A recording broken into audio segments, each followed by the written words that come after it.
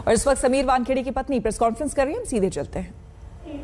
की पॉपुलेशन बहुत ज्यादा है यूपी बिहार सर, इनके अगर गांव को देखें तो मिनिमम 5 मैक्सिमम 8 गांव के बीच में एक पीएचसी है और कई सारी जगहों पे 15 से 20 किलोमीटर के बाद एक सीएससी सेंटर पड़ता है। कई जगहों पे पीएचसी जर्जर स्थिति में सर। तो कहा जाए आपके इस आयुष्मान भारत इंफ्रास्ट्रक्चर मिशन के तहत आपको क्या लगता है क्यों टारगेट किया जा रहा है समीर वानखेड़े को? आपको क्या लगता है कि क्या वजह है? मुझे ऐसा लगता है कि समीर जी के जॉब और उनकी काम करने की शैली से, क्योंकि वो ऑनेस्ट ऑफिसर है, उससे बहुत लोगों को अड़चन होती होगी। बहुत लोग चाहते कि वो कुर्सी से हट जाए और उनका गुजारा चलता रहे, तो शायद इसीलिए वो चाहते हैं कि ये हट जाए और उनकी समीर जी की वजह से उनको तकलीफ ना हो। समीर वानखेड़े या सगळ्या आरोपातून बाहेर पडतील का आणि नवाब मलिकांना ते उत्तर देणार आहे? समीर वानखेड़े नक्कीच ह्या सगळ्यातनं बाहेर पडतील आणि 100% पडणारच, कारण की जिंकतं तर सत्याचाच विजय होतो शेवटी. आणि what was your next question? Nawab Malik यांना उत्तर देणार? मला वाटतं ते उत्तर तर वेळच देईल. आता टाइम विल शो एव्हरीथिंग. हळूहळू सगळ्या गोष्टी ते अजूनही काय कटकारस्थानं रचतील, अजून काय डॉक्युमेंट्स क्रिएट करून अजून त्यांना कशात गोवायचा तर प्रयत्न नक्कीच करणार. आणि समीरजी त्यातून काही वाचणार नाहीयेत, पण त्या गोष्टी सिद्ध करणं हे सगळ्यात मोठी गोष्ट असते आणि ते सिद्ध होणं कठीण आहे, कारण की ते सगळं खोटं आहे. क्या आपको लगता है कि सिर्फ नवाब मलिक, क्या आपको लगता है निश्चित त्रास होतोय? निश्चित त्रास होतो. एक मराठी असल्याचा मला प्रचंड अभिमान आहे आणि मला माझ्याच महाराष्ट्र स्टेटमध्ये कोणीतरी येऊन घाबरवतं, कोणीतरी येऊन धमक्या देतं आणि मला इतर वेगवेगळ्या राज्यांमधनं सपोर्टचे मेसेजेस येतात, महाराष्ट्रातनं पण येतात. पण मला असं वाटतं की मला माझ्या राज्यात घाबरलं नाही पाहिजे आणि मला माझ्या राज्यात सेफ वाटलं पाहिजे. आणि मी ह्याचाही स्वागत करते की आपलं महाराष्ट्र स्टेट, सेंट्रल पोलीस हे सगळे मला सिक्युरिटी देतात. आता पण तुम्ही बघितलं तर मी एका गाडीतनं उतरले, तर yes definitely they are taking care of us. पण ह्याच्यात जी लोक आहेत, जी अँटी समीर वानखेडे लोक आहेत, ती आम्हाला प्रचंड त्रास देत आहेत. आणि माझ्या ऑफकोर्स जे आम्हाला ट्रोल केलं जातं, आम्हाला मारण्याच्या धमक्या दिल्या जातात, आम्हाला लटकवून टाकतील, जाळून टाकतील, अशाही धमक्या येतात.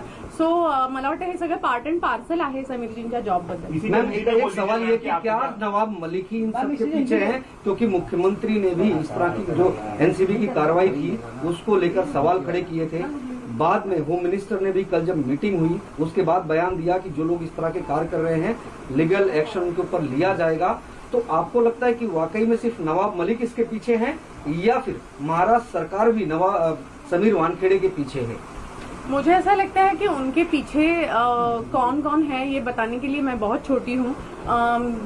उनके अगेंस्ट येस डेफिनेटली एक पूरी यंत्रणा काम कर रही है, पर आई एम श्योर कि हमारी महाराष्ट्र सरकार इतनी समझदार है और इतनी कोऑपरेटिव है कि वो जरूर जीत सच्चाई की ही करेंगे और वो जरूर समीर जी के साथ खड़े होंगे जब उनको सच्चाई का पता चलेगा. एक बार ये इल्जाम लग रहा है कि समीर वानखेड़े जो है वो बीजेपी की कठपुतली है. केंद्र सरकार जो है महाराष्ट्र सरकार को गिराना चाहती है और समीर वानखेड़े जो है बीजेपी के फेवर में काम कर रहे हैं. और ऐसा कोई इल्जाम है नहीं बहुत बड़ा बॉलीवुड के कलाकारों पर, और जानबूझ के उन्हें शिकार बनाया जा रहा है ताकि महाराष्ट्र सरकार को बदनाम किया जाए. ये बहुत बड़ा इल्जाम है. मुझे ऐसा लगता है समीर जी सिर्फ कलाकारों को नहीं पकड़ते हैं. अगर वो 100% में से 3% या 2% कलाकार होंगे, लेकिन बाकी के सब रियल ड्रग रिलेटेड डॉन्स है या पेडलर्स है, ऐसे लोगों को ही पकड़ते हैं वो.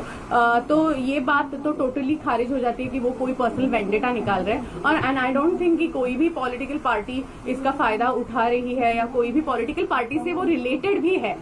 वो बहुत सेंट्रल गवर्नमेंट से बिलोंग करते हैं और न्यूट्रली काम करने में बिलीव करते हैं. तो अगर किसी को ऐसा लगता है या कोई भी पॉलिटिकल पार्टी को लग रहा है कि वो अपने फेवर में या अपने फेवर में नहीं है, तो मुझे लगता है उनको ये चीजें दिमाग से निकाल देनी चाहिए.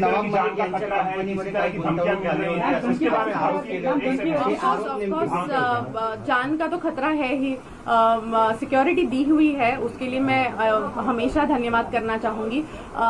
लेकिन ऑफकोर्स यस, हमें जान का खतरा है और मुझे, मेरे बच्चों को, मेरे परिवार को डराया धमकाया जा रहा है. रोज कोई ना कोई मतलब हमेशा ऐसा डर लगा रहता है कि कोई अभी सस्पिशियस व्यक्ति भी हमको दिखता है, तो कोई हमें देखता भी है तो ऐसा लग रहा है कि ये ऐसा बार बार क्यों देख रहा है या जो भी है. तो डेफिनेटली हमें ट्रोल्स आते हैं, सारे फेक अकाउंट से आते हैं और हमें धमकियां दी जाती है कि आपको लटकाया जाएगा, आपको जलाया जाएगा, अब देखिए हम आपकी कैसे परेड कराते हैं, हम आपको पब्लिक में जला देंगे। तो आई थिंक ये सारे स्क्रीनशॉट्स हमने लिए हुए हैं और ये सारी चीजें हम लोग ट्रैक कर सकते हैं। I am sure through cyber cell की ये कहाँ से मैसेजेस आ रहे हैं, इसके सारे स्क्रीनशॉट्स हमने लिए हुए हैं और ये वक्त आने पे हम जरूर देंगे और वो सारे अकाउंट जरूर ट्रैक होंगे और फिर पता चलेगा कि ये कौन सी PR मशीनरी है जो हमारे अगेंस्ट काम कर रही है। किससे कुछ नाम बता सकती हैं? नहीं, मैं कुछ नहीं बता सकती, ये तो सबूत डिसाइड करेंगे। मैडम आगे हाँ चलो।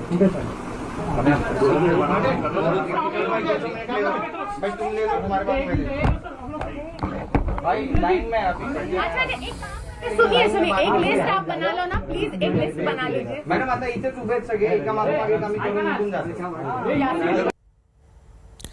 तो क्रांति वानखेड़े, समीर वानखेड़े की पत्नी को आप सुन रहे थे और ये जो तस्वीरें आप देख रहे हैं ये दरअसल दिल्ली के NCB दफ्तर की है, जहां पर समीर वानखेड़े को सलाम, इस तरह के कुछ पोस्टर्स हिंदू सेना की तरफ से लगाए गए हैं समीर वानखेड़े के समर्थन में।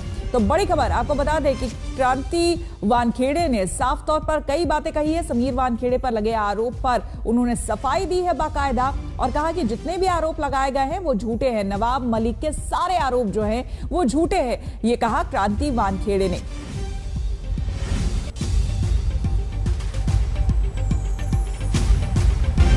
मुंबई ड्रग केस में जेल में बंद आर्यन खान जेल में ही रहेंगे या फिर सलाखों से बाहर आएंगे? आज बॉम्बे हाईकोर्ट के सामने ये बड़ा सवाल है। हाईकोर्ट में आर्यन की जमानत अर्जी पर आज सुनवाई है। सूची में आर्यन की अर्जी 57वें नंबर पर है। इसका मतलब है कि सुनवाई शुरू होने में कुछ घंटे और लग सकते हैं। इस केस में बड़ा अपडेट ये है कि देश के पूर्व अटॉर्नी जनरल मुकुल रोहतगी आज आर्यन की जमानत अर्जी पर पैरवी करेंगे। आर्यन खान की पैरवी के लिए पहले से ही सतीश मान शिंदे, अमित देसाई जैसे दिग्गज वकीलों की टीम मौजूद है। इस बीच NCB ने आर्यन की जमानत अर्जी का विरोध करते हुए कोर्ट में जवाब दाखिल किया है। NCB ने अपनी दलील में रिया चक्रवर्ती के केस का हवाला दिया है।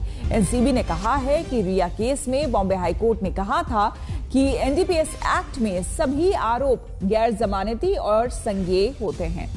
मुंबई से हमारे संवाददाता अरविंद ओझा हमारे साथ जुड़ चुके हैं। अरविंद, एक तरफ अभी थोड़ी देर पहले हमने क्रांति वानखेड़े को सुना, लगातार वो कह रहे थे कि जितने भी आरोप हैं वो गलत है, लेकिन दूसरी तरफ एक इंपॉर्टेंट आज वहां पर होने वाला है इवेंट और वो ये कि आज आर्यन को लेकर के जेल या बेल क्या होगा उस पर सुनवाई होने वाली है। आपके पास क्या अपडेट, कितने देर में वहां पर सुनवाई बॉम्बे हाईकोर्ट में शुरू होगी?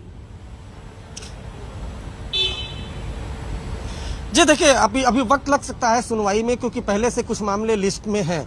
दूसरी चीज मैं आपको यहाँ क्लियर कर दूं कि कल ही NCB सूत्रों के हवाले से जो हमें जानकारी मिली थी कि वो पुरजोर तरीके से NCB आर्यन खान समेत जितने भी आरोपी हैं उनकी जमानत का विरोध करेगी। उसके अलावा कुछ बहुत मुमकिन है कि कुछ नए एविडेंस है वो भी हाईकोर्ट के सामने NCB की टीम रखेगी इस दौरान जो इन्वेस्टिगेशन में सामने आया है। तो NCB ने अपनी तरफ से साफ कर दिया है कि वो जमानत का विरोध करते रहेंगे और मुंबई हाई कोर्ट में भी वो जमानत का विरोध करेंगे। इसके अलावा कुछ नए जो एविडेंस है जो कलेक्ट किए NCB ने वो भी सामने रखेंगे।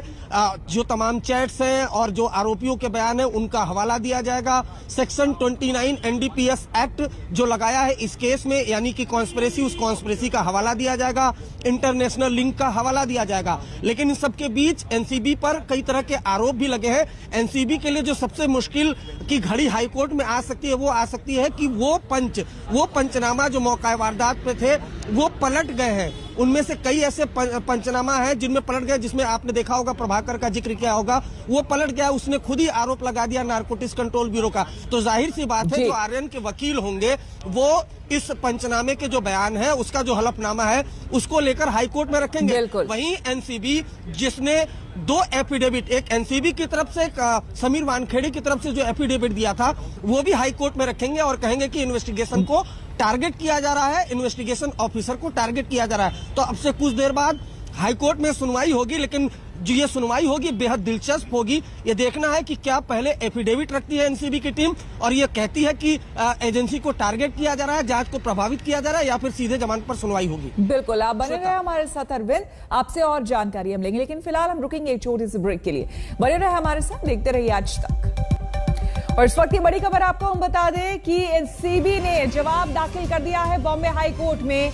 उसमें साफ तौर पर क्या कहा गया है आपको हम बता देते हैं। एनसीबी ने आर्यन की बेल का विरोध किया है सीधे तौर पर। एनसीबी ने बॉम्बे हाईकोर्ट में जवाब अपना दाखिल कर दिया है और यह कहा है कि रिया चक्रवर्ती के केस का हवाला देते हुए कहा है कि एनडीपीएस एक्ट के तहत आरोप गैर जमानती है। ये एनसीबी ने साफ तौर पर कहा है। गवाहों को आपको बता दें, आर्यन केस की जमानत पर सुनवाई आज होनी है। 57वां नंबर है और ऐसे में एनसीबी की तरफ से जवाब जो है वो दाखिल कर दिया गया है, जिसमें कि बेल का विरोध किया गया है।